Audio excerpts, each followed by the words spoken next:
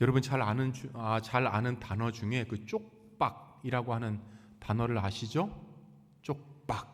여러분 무엇인가에 이렇게 실패해가지고 큰 돈을 잃었을 때 쓰는 단어가 쪽박이라고 합니다. 실패해가지고 거지가 되면 차게 되는 것을 쪽박이라고 하는데, 때로는 거린들이 국어를 위한 그 조롱박이 변해서 이 쪽박으로 단어가 변환되었다 그래요. 그렇다면 그 반대말은 무엇일까요? 쪽박의 반대말은 뭐예요? 대박이에요. 대박. 큰 것을 얻었을 때 사용하는 감탄사인데, 여러분들은 이 대박이다라고 하는 이 감탄사 외에 어떠한 말들을 사용하십니까? 어떠한 말들을 사용하세요? 대박 말고 할렐루야 뭐 그러세요? 뭐라고 하십니까? 그럴 것 같지 않은데 뭐라고 하십니까? 대박 말고. 저 때는요 그 뭐 아싸, 뭐 아자병, 아싸라비아, 뭐 또 뭐였었나, 따봉 들어보셨어요? 따봉을 아는 사람들 되게 오래된 사람들이에요. 이 따봉 이런 거 이제 썼었단 말이에요. 여러분 그 대박에는 뜻이 있을까요? 이렇게 찾아보니까 그 도박의 판돈을 박이라고 한답니다. 알고 계셨어요? 그래요. 좀 건전한데요. 어쨌든 도박의 판돈을 박이라고 하는데, 이 큰 돈을 땄을 때의 대자를 써서 대박이라고 하는 경우가 또 한 가지가 있고, 마지막 또 한 가지는 큰 배, 그러니까 선박 박자를 써서 대박이라고도 한다는 거예요. 그래서 어쨌든 대박이라고 하는 것은 대성공이나 큰 이익들을 얻었을 때 이렇게 자주 사용이 됩니다. 자주 사용하는 단어 대박, 큰 배. 오늘 본문에는 이렇게 큰 배의 이야기, 여러분들이 너무나도 잘 알고 있는 큰 배 이야기로부터 시작할 거예요. 여러분 노아의 방주로 기록이 되는 큰 배 이야기를 들으면 여러분들 머릿속에는 어떠한 이미지가 떠오르게 됩니까? 아마 홍수의 이미지가 떠오를 거예요. 많은 사람들이 그 홍수 때문에 죽어가는 모습들도 상상이 될 거예요.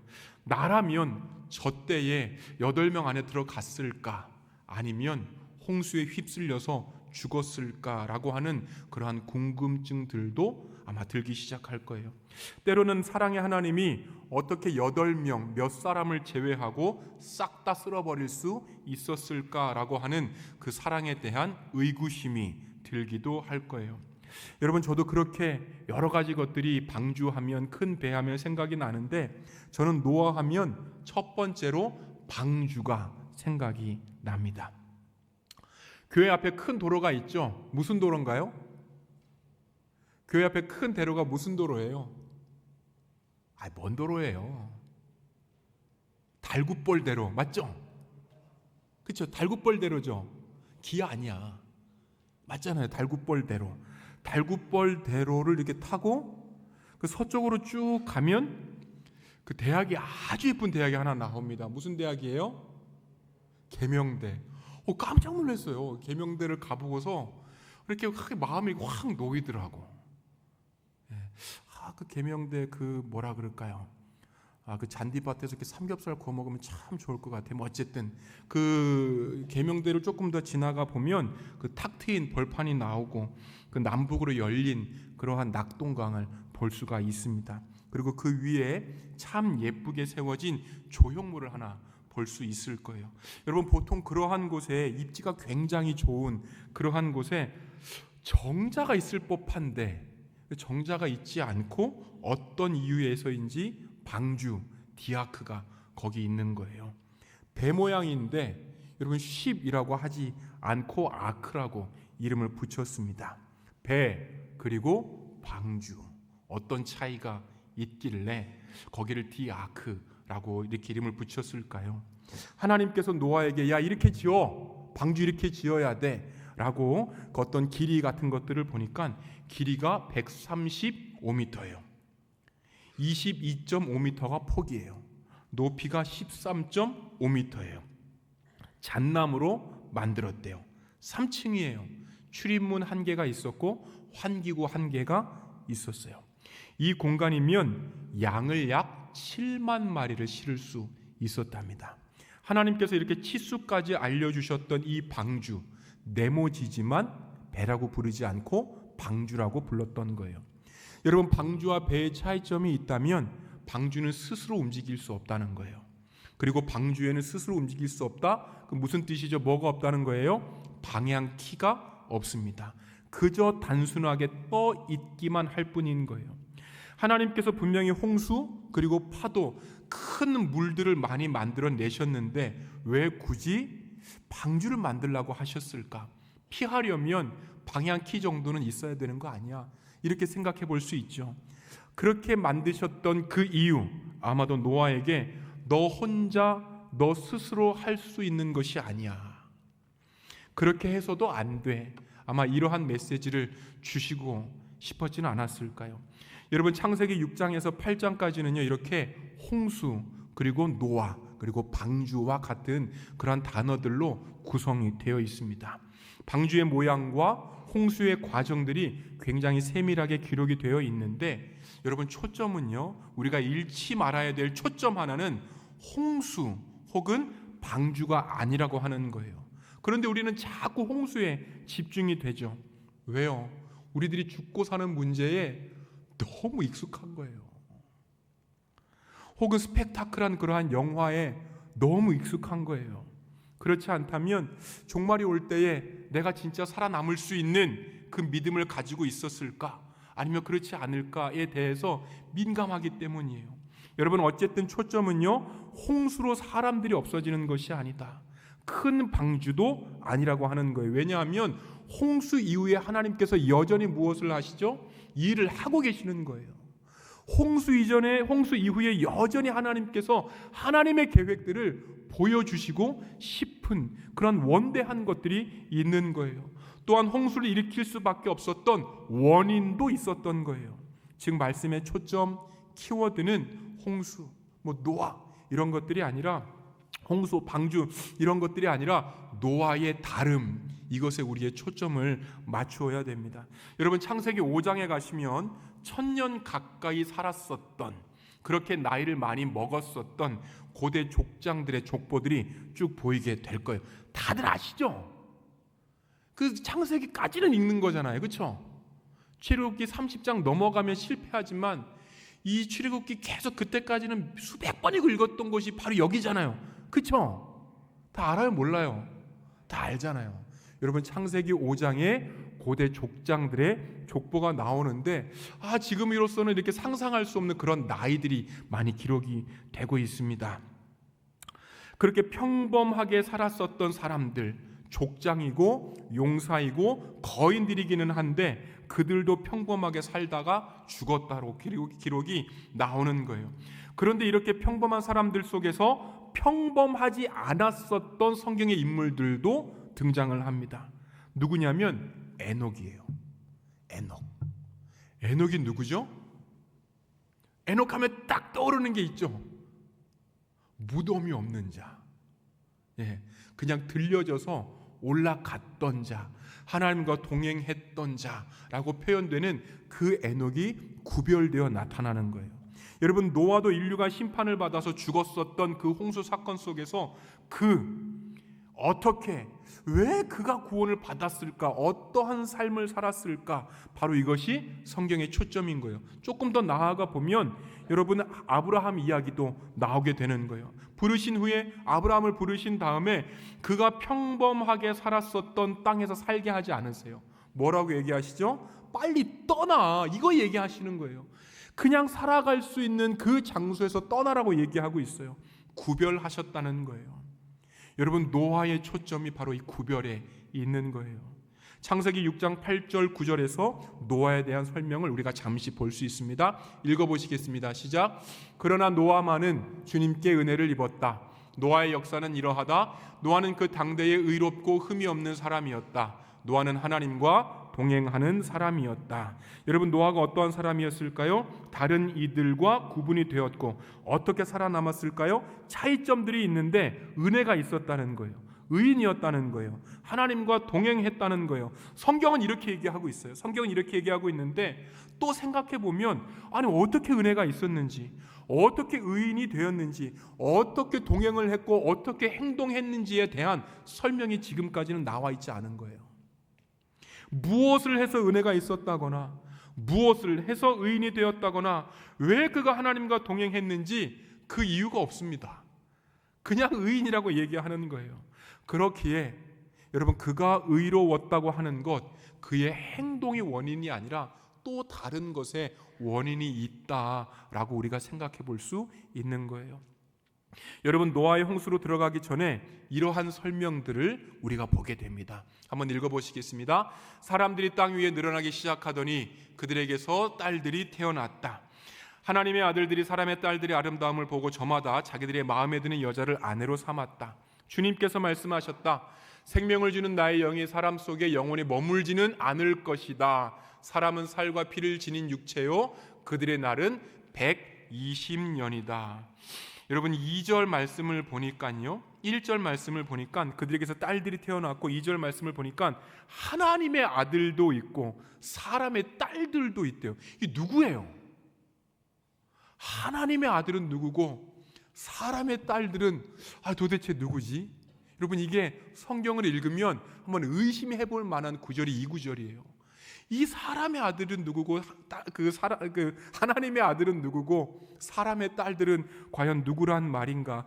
여러 견해들이 있지만 아마도 믿는 자들을 하나님의 아들로 이야기하고 믿지 않는 자들을 사람의 딸들로 이야기하지 않았을까라고 하는 견해도 있어요.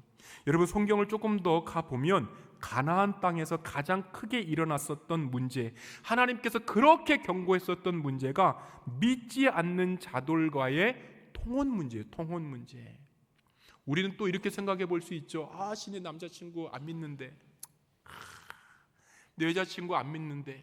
여러분 그렇게 단순하게 생각할 것이 아니고 이 결혼 문제로만 바라볼 것이 아니고 혼합주의가 하나님께서 원하시는 우리 세대 안에 들어왔다, 이런 양식으로 바라봐야 된다는 거예요. 여러분 믿음의 대표 주자 이스라엘을 세우시기 위해서 하나님께서 이렇게 하셨음에도 불구하고 하나님의 계획을 다 무산시키시고 가나안 사람들처럼 살다가 결국 믿는 자들의 씨가 말라버렸던 그 역사가 이스라엘 안에 있었다는 거예요. 하나님의 아들과 사람의 딸들을 이렇게 혼합주의의 뉘앙스로 우리가 봐야 된다라고 한다는 것이죠. 여러분 그런데 그들 사이에서 난 사람들의 표현, 하나님의 아들, 사람의 딸들, 그 둘 사이에서 나타났었던 또 다른 자손들에 대한 표현을 보니까 부정적이지도 않아요. 여러분 긍정적이지도 않아요. 그냥 용사들, 유명한 자들이었다. 성경은 이렇게 이야기하고 있어요. 이렇게 표현한 것을 보면 당시 사회에서 꽤나 잘 살았고 덕망이 있었던 것 같아요. 우리 4절 한번 읽어보시겠습니다. 당시의 땅에는 네피림이 있었고 그 후에도 하나님의 아들들이 사람의 딸들에게로 들어와 자식을 낳았으니 그들은 용사라, 고대의 명성이 있는 사람들이었더라. 여러분 평범하게 살았습니다. 아침에 일어나서 우리처럼 밥 먹고 학교 갔고 학원 갔다는 거예요. 더 좋은 곳에 취직하기를 원했고 더 많은 사람들과 관계를 맺기를 원했습니다. 때로는 좋은 곳에서 여가를 즐기는 것이 그들의 소소한 소망일 수도 있었어요. 그렇게 여러분 굉장히 소소하고 평범했었던 일상임에도 불구하고 하나님께서는 이러한 때를, 예수님께서는 이러한 때를 경고조로 말씀하시는 것을 우리가 볼 수 있어요. 마가복음 한번 읽어보시겠습니다. 노아의 때가 어떻게 나옵니까? 36절이에요. 시작. 그러나 그날과 그 시각은 아무도 모른다. 하늘의 천사들도 모르고 아들도 모르고 오직 아버지만이 아신다. 노아의 때와 같이 이 인자가 올 때도 그러할 것이다. 홍수 이전 시대에 노아가 방주에 들어가는 날까지 사람들은 먹고 마시고 장가가고 시집가며 지냈다. 홍수가 나서 그들을 모두 휩쓸어 가기까지 그들은 아무것도 알지 못하였다. 인자가 올 때에도 그러할 것이다. 여러분 이 말씀을 보면 어떤 생각이 듭니까? 주님께서 세상 사람들의 일상, 그 평범함과 세상의 종말을 연결하고 계시는 거예요. 먹고 마시고 장가가고 시집가는 그 평범한 것들을 홍수와 연결시키고 계시는 거예요. 나아가서 오직 먹고 장가들고 마시는 것들, 이러한 일들을 세상의 전부로 여기는 모습이라고 경고도 하고 계시는 것을 우리가 볼 수 있어요. 세상이 멸망할 때까지 이러한 것들을 삶의 전부로 여기는 것, 하나님의 마음은 안중에도 없고 영혼은 관심사가 아니고 말씀은 그들에게 적용되지 않는 원칙이 되어버린 죽은 원칙과 같은 것들, 심판조차 조롱거리로 여겼던 삶들, 예수님은 평범함을 그렇게 보셨던 거예요. 때로는 여러분, 우리는 평범함에서만 머물러 있는 것이, 그래서 때로는 얼마나 사악하고 혹은 해롭고 혹은 부패한 삶의 방식인지 의식해야 됩니다. 하나님께서 베푸신 일상의 풍요로운 행복에 집착하지 않아야 되는 이유가 일상의 평범함 속에 있는 거예요. 사랑하는 여러분, 평범함 속에서 영원과 여러분들의 현재를 연결시키기를 바라요. 하늘과 땅을 연결해야 하고, 그러면서 지금의 한 걸음을 맹렬히 그분께 내딛는 것, 이것이 필요한 거예요. 계속 보기를 원하는데요, 우리 6장 5절도 한 번 더 보시겠습니다. 시작. 주님께서는 사람의 죄악이 세상에 가득 차고 마음에 생각하는 모든 계획이 언제나 악한 것뿐임을 보시고서, 여러분, 심판의 이유, 악이라고 하는 이유, 이러한 모든 계획이 악한 것이라고 하는 그 이유가 평범함 속에서 나왔다라고 하는 거예요. 소소한 바램을 추구하고 사는 것, 이러한 평범한 가운데서 죄악은 여전히 있다고 하는 거예요. 평범함 속에서의 마음과 생각에 악한 것들이 깃들이고 있음을 주님께서는 경고하십니다. 여러분, 평범하게 살았기에 심판을 놓쳤고, 평범하게 살았기에 종말을 준비하지 않습니다. 소소한 일상들이 문제는 아니지만 이것들이 전부인 것처럼 살아간다면 죄악이 되어서 주님 앞에 악하다, 이렇게 판결을 받을 수 있는 거예요. 여러분, 우리 다시 한번 4절과 5절을 한 번 더 읽어보시겠습니다. 그 후에도 얼마 동안 땅 위에는 네피림이라고 하는 거인족이 있었다. 아들들과 사람의 딸들 사이에서 태어난 자식들이었다. 그들은 옛날에 있던 용사들로서 유명한 사람들이었다. 주님께서는 사람의 죄악이 세상에 가득 차고 마음에 생각하는 모든 계획이 언제나 악한 것뿐임을 보시고서, 여러분, 제가 4절과 5절 이 두 구절을 보면서 이 각각의 구절들이 각각의 상황들을 묘사하는 것인가, 사실 이게 구분이 잘 안 갔었습니다. 그런데 계속 읽다가 5절 말씀이 4절 말씀의 결과절일 수도 있겠구나라고 하는 생각이 들었어요. 이 세상의 삶까지만 생각했겠구나. 이 세상의 끝이라고만 생각했겠구나. 그래서 그 이외에는 준비가 없었고 그 이외에는 생각이 없었겠구나. 이러한 모습, 주님께서 이러한 모습들을 보시면서 하신 일들이 어떤 일들입니까? 6장 3절 말씀이에요. 읽겠습니다. 생명을 주는 나의 영이 사람 속에 영원히 머물지는 않을 것이다. 사람은 살과 피를 지닌 육체요, 그들의 날은 120년이다. 개역 개정을 보면 우리에게 조금 더 말씀이 두려움으로 다가옵니다. 읽어보실까요? 여호와께서 이르시되 나의 영이 영원히 사람과 함께하지 아니하리니 이는 그들이 육신이 됨이라. 그러나 그들의 날은 120년이 되리라 하시니라. 육체가 됨이라, 육신이 됨이라 라고 하는 것, 세속화됐다는 거예요. 더 이상 영적인 분별력을 잃어버렸다는 거예요. 각성을 하지 못했다는 거예요. 그래서 그들에게 얻어든 결과가 무엇입니까? 그들의 날은 120년이 될 것이다. 이전에 사람들의 나이가 몇백 년씩 살았는데 6장 3절 이후로 사람들의 나이가 줄어들게 됩니다. 혹은 지구에서 살아갈 수 있는 그 기한이 확연하게 줄어들게 된 거예요. 이렇게 하신 이유가 뭐라고요? 이곳 너의 터전이 끝이 아니다를 말씀하고 계시는 거예요. 따라서 노아 당시 시대의 삶의 형편과 대조된 사람으로 자꾸 등장시키는 거예요. 노아를 생각을 할 때요, 그는 의인이었고 은혜를 입었고 순종했다는 것이 생존의 조건이 아니었음을 우리가 기억해야 되는 거예요. 왜 의인이 되었을까요? 왜 은혜를 입었을까요? 왜 순종하게 되었을까요? 그렇게 된 원인이 무엇입니까? 우리는 이 말씀에, 이 구절에 초점을 가져야 되는 거예요. 하나님을 외면하는 문화, 그 하나님을 외면하는 그 문화가 그 당대에 너무나도 당연했음에도 불구하고 왜 노아는 차이가 있었을까요? 그 차이가 내 안에 있느냐? 그래서 평범함 속에서 하늘의 하나님이 나에게도 있느냐?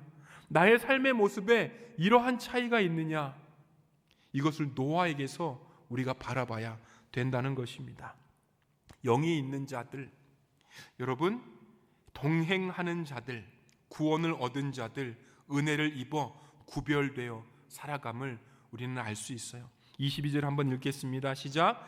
노아는 하나님께서 명하신 대로 다 하였다. 꼭 그대로 하였다.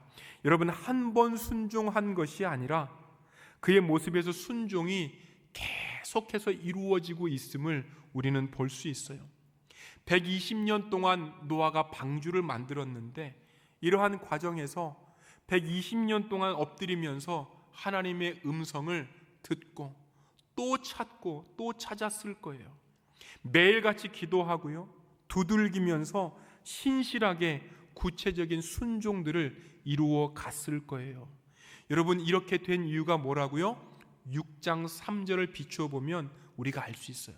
한 번 더 보겠습니다. 시작. 생명을 주는 나의 영이 사람 속에 영원히 머물지는 않을 것이다. 누구만 예외였던 거예요? 여러분, 누구만 예외였던 거예요? 노아만 예외였었던 거예요. 순종할 수 있는 이유가 뭐라고요? 은혜를 받을 수 있는 이유가 뭐라고요? 이렇게 하나님의 영이 먼저 그에게 있었던 겁니다. 120년밖에 남지 않은 세상이지만, 혹은 120년밖에 살 수 없는 세상이지만 노아는 120년을 넘게 살게 되었었던 거예요. 살아남은 자와 살아남지 못한 자들과의 1차적인 조건은요, 순종보다는 하나님의 영이, 하나님의 말씀이 내 안에 있느냐 그렇지 않느냐에 대한 차이인 것입니다. 영이 있기 때문에, 그분의 말씀을 간직했기 때문에 방주를 만드는 일이 가능했습니다. 긴 홍수를 견디는 일들이 가능했습니다. 여러분, 방주나 홍수는요, 그 자체가 중요한 게 아닌 거예요. 영이 있는 사람들의 순종, 믿음, 인내를 설명하기 위해서 등장한 것이 바로 홍수와 노아의 방주 이야기일 뿐이에요. 우리 에베소서 4장 말씀이 비슷한 결로 이어지고 있습니다. 23절부터 읽어보시겠습니다. 시작. 마음의 영을 새롭게 하여 하나님의 형상을 따라 참 의로움과 참 거룩함으로 지으심을 받은 새 사람을 입으십시오. 심판을 피할 수 있었던 사람들과 그렇지 않았던 사람들의 차이, 결국엔 생명이 있느냐, 여러분 말씀이 있느냐, 거기에 따르는 그 목표가 있느냐, 하나님에 대해서 알고자 하느냐, 이러한 차이로 나눠지는 거예요. 하나님과 하나님의 영이 있기 때문에 동행하는 자들, 무엇이 달라집니까? 24절 한번 더 읽어보시겠습니다. 하나님의 형상을 따라 참 의로움과 참 거룩함으로 지으심을 받은 새 사람을 입으십시오. 의, 진리, 생명이라고 나오는 거예요. 이러한 구절들에서 예수님께서는 뭐라고 말씀하십니까? 요한복음 15장에 가보실 거예요. 6절만 읽겠습니다. 시작. 사람이 내 안에 머물러 있지 아니하면 그는 쓸모없는 가지처럼 버림을 받아서 말라버린다. 사람들이 그것을 모아다가 불에 던져서 태워버린다. 너무나 내용이 분명합니다. 가지가 줄기에 붙어 있는가? 내가 예수님의 말씀으로부터, 하나님의 말씀으로부터, 하나님의 영으로부터 지금 공급을 받고 있는가? 이것이 없으면 불태우기 이전에 이미 말라서 부패하게 되는 거예요. 마찬가지로 하나님을 외면하고 찾지 않고 하나님께로부터 분리된 자들, 포도나무에서 분리된 가지같이 스스로 마르고 썩고 소멸되는 거예요. 노아가 은혜를 입었다라고 한다는 것, 하나님께서 먼저 하나님의 영을 부어주셨기 때문에 그렇습니다. 하나님을 아버지로 믿는 여러분, 세상의 무엇으로도 하나님께서 주시는 것을 대신하거나 하나님을 필요 없게 만들 것은 없는 거예요. 하나님께서는 우리에게, 여러분들에게 아버지이십니다. 하나님께 소원을 두는 이유, 하나님께서 우리를 그렇게 만드셨기 때문인 거예요. 아무리 선한 일들을 하고 쓸모 있는 인생을 살아도 하나님과의 관계를 다른 업적으로 대신할 수는 없는 거예요. 이 나라와 이 시대 앞에 영웅이 되고 애국자가 되고 공헌을 해도 그것이 하나님과 여러분의 관계를 대신하지는 못하는 거예요. 노아가 얼마나 많은 사람들을 구했는가, 얼마나 많은 동물들을 구했는가, 그가 어떻게 방주를 준비하고 시대와 사회에 어떠한 역할을 했느냐가 중요하지 않습니다. 노아의 교훈, 하나님과의 관계로서 그와 먼저 하나님께로부터 영을 받은 사람이라고 하는 것, 우리도 하나님 앞에 은혜를 입어서 신앙생활하는 사람들인 거예요. 이 최소한의 관계, 신앙생활이야말로 실은 가장 근본적인 것들입니다. 그것은 하나님과 우리와의 관계인 거예요. 우리는 하나님을 소원하게 되어 있습니다. 하나님의 영을 받은 저와 여러분들, 하나님을 소원하게 되어 있는 거예요. 하나님께서 말씀하실 거예요. 순종을 요구하실 거예요. 믿음을 요구하실 거예요. 노아의 시대에 창조된 모든 것이 무너지고 없어지게 그렇게 변화가 되었습니다. 그럼에도 불구하고 모든 것들이 변했었던 그 사회 속에서 변하지 않는 주님의 말씀을 가지고 노아가 살았었던 거예요. 그것 때문에 120년 방주를 짓는 가운데 비웃음과 조롱에 맞설 수 있었습니다. 하나님의 말씀이 있었기 때문에 매 순간마다 요구가 되었었던 그 순종들을 삶의 자리에서 해낼 수 있었습니다. 이러한 순종 때문에 하나님의 구원이 예비가 됐었던 거예요. 노아에게 그의 믿음 이론이 아니었습니다. 노아에게 그의 믿음 관념도 아니었습니다. 노아에게 믿음은요, 매 순간의 결정, 노아에게 믿음은 매 순간의 순종, 노아에게 믿음은 매 순간의 분투였었던 거예요. 변하지 않는 그 가치를 붙들고 하루하루 순종의 그 걸음을 걷는 것, 궁극의 가치를 붙잡고 순종과 믿음으로 걸었었던 거예요. 여러분, 25년이 시작이 되었습니다. 똑같은 한 해의 어떤 연속으로서의 25년이 아니라 25년에는 순종, 25년에는 믿음, 25년에는 더욱더 깊은 관계, 그분과의 관계, 그분께의 순종이 여러분들의 일상의 삶이 되기를 소원합니다. 거기에서 구별이 시작되는 거예요. 우리 이 시간 잠시 기도하시겠습니다.